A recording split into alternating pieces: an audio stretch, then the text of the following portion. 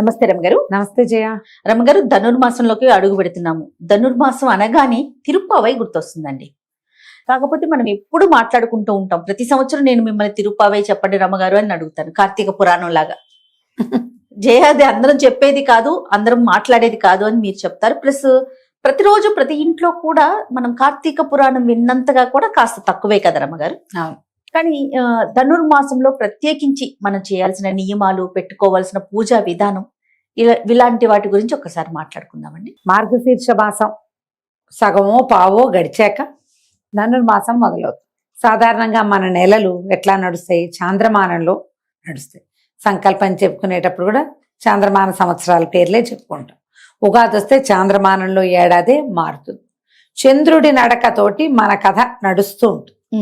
అయితే మన కథలో మనతో పాటే ఉండే సూర్యుడు ఆయన నడక ఆయన నడుచుకుంటూ ఉంటాడు.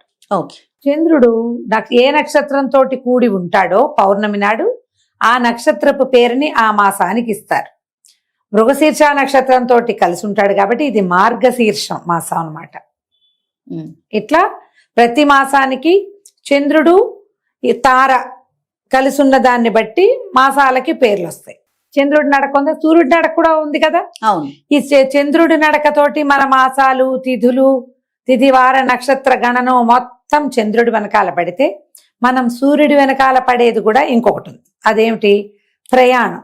సూర్యుడి నడక ఉత్తరాయణ దక్షిణాయనాలు రెండు అయనాలుగా, అంటే రెండు నడకలుగా సూర్యుడి నడకని విభజించారు.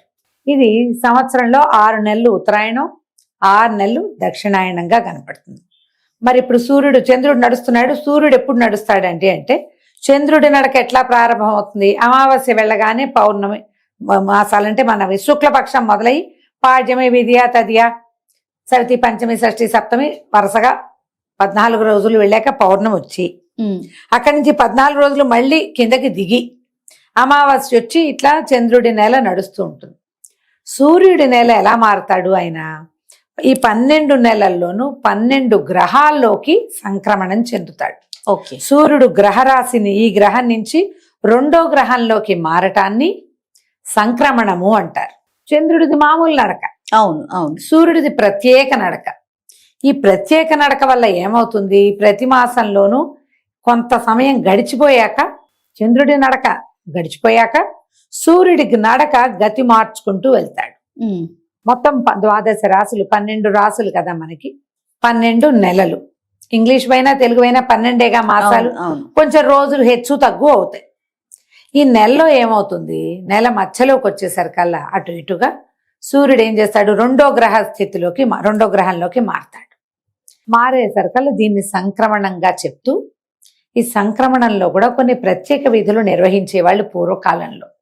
ఇప్పుడు మనం అమావాస్య, పౌర్ణమి విధులే సగపడి మానేసాం. ఈ సంక్రమణాల్లో తప్పకుండా నదీ స్నానము, తర్వాత దేవాలయ దర్శనము, పితరులకి నీరు వదిలిపెట్టటము, తర్పణాలు విడవటము అనేది ఒక నియమంగా చేసేవాళ్ళు.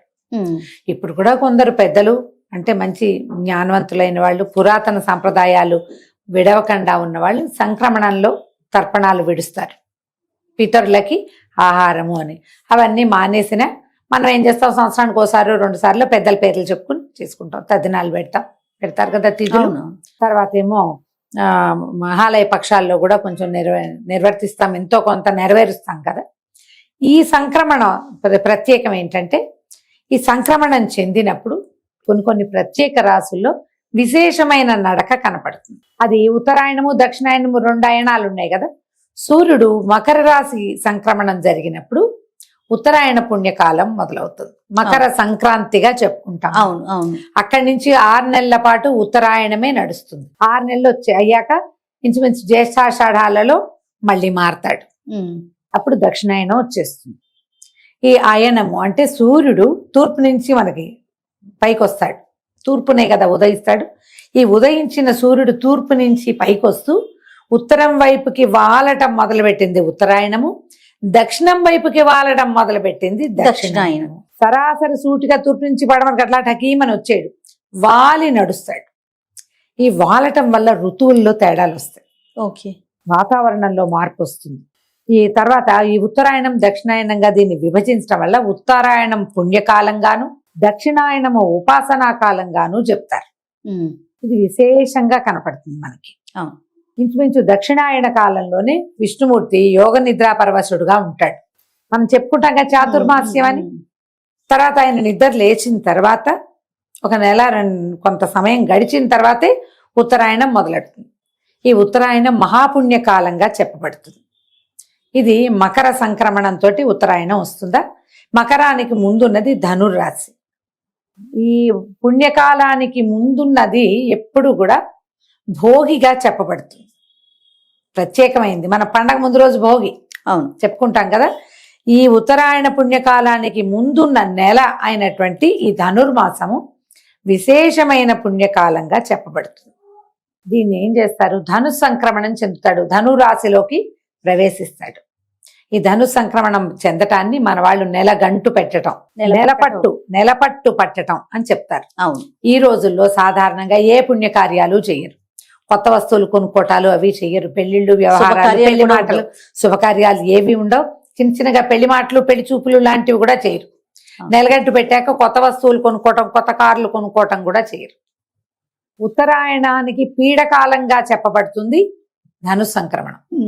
అయితే ఈ మార్గశీర్షం సగము, ఒక్కోసారి పావు కూడా అవ్వచ్చు, చివరి రోజులు కూడా అవుతూ ఉండొచ్చు. పుష్యమాసం మామూలుగా శూన్యమాసం. అవును, పుష్యం శూన్యం అనే చెప్పుకుంటాం. దాంతో ఈ నెలగంటు పెట్టాం. దానివల్ల ఇక్కడ ఏ శుభకార్యాలు జరగకపోయినా విశేషంగా దైవారాధన జరుగుతుంది. ఈ దైవారాధన పండిత పామరులందరూ చేసుకునే రకం. ఎవరో కొంతమందే చేసుకునేది ఒక విధానం అయితే అందరూ చేసుకునేది రెండో విధానం. ఈ రెండు విధానాల్లో ఒకటి విశేషించి ఏం చెప్తారంటే వైష్ణవ ఆరాధనా క్రమంలో ప్రత్యేకమైన మాసంగా ఈ ధనుస్సుని చెప్తారు.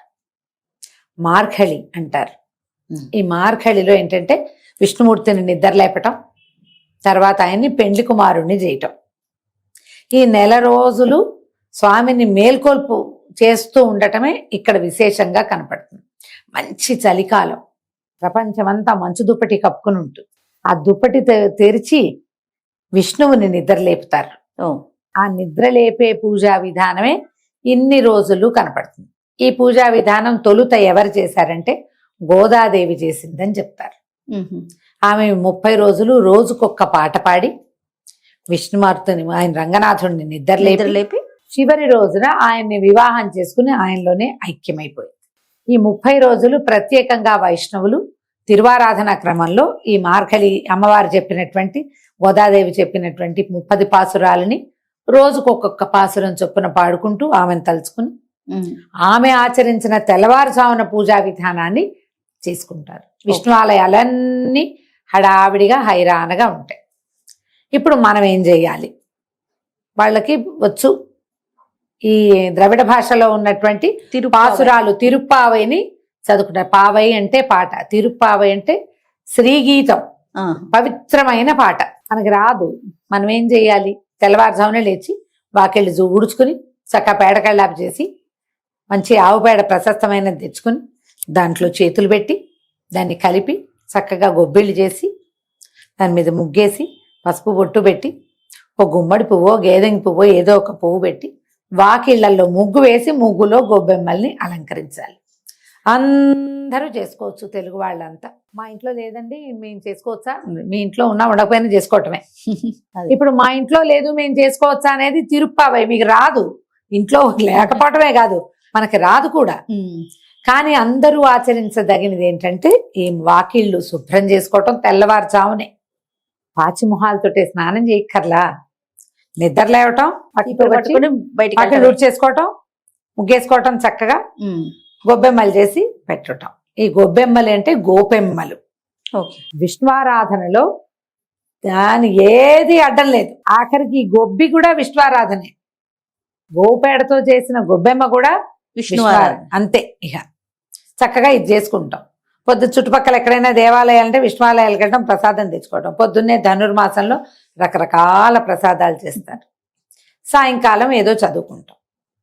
ఇది ధనుర్మాసం విశేషం. ఈ 30 రోజులు చేశాక భోగి పండగ నాడు సంక్రమణానికి ముందు గోదాదేవికి రంగనాథుడితోటి కళ్యాణం కళ్యాణం. జరుపుతారు. గోదా కళ్యాణం 2-3 రోజులు అటు ఇటుగా గోదా కళ్యాణం చేసుకుంటారు. ఒకవేళ ఇవన్నీ చెయ్యం, మనం పాసురాలు అవి రావు కదా మనకి, గోదా కళ్యాణాన్ని అటెండ్ చేయొచ్చు ప్రతి వాళ్ళు.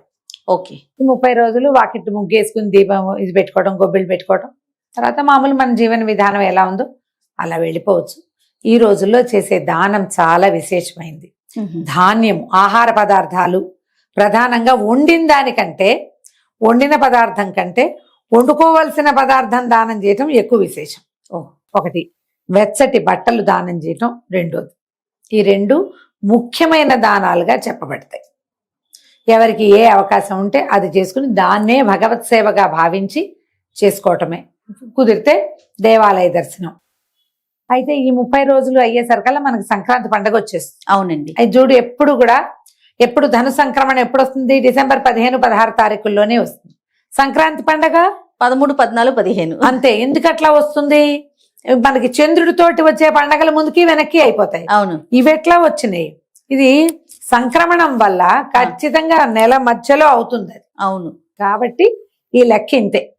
ఈ లెక్క ప్రకారం చక్కగా ధనుర్మాసాన్ని సుసంపన్నం చేసుకోండి. చేయగలిగినంత విష్ణువారాధన చేయండి.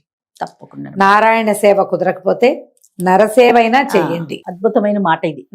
అదైనా చేసుకున్నా కూడా మంచిది. ఏదో స్వెటర్లు కొనుక్కున్నాం, ఇంకో 2 స్వెటర్లు కొని ఎవరికైనా ఇవ్వండి, తలకు కట్టుకునేవ్వండి, మంకీ క్యాపులు కొని పెట్టండి అందరికి.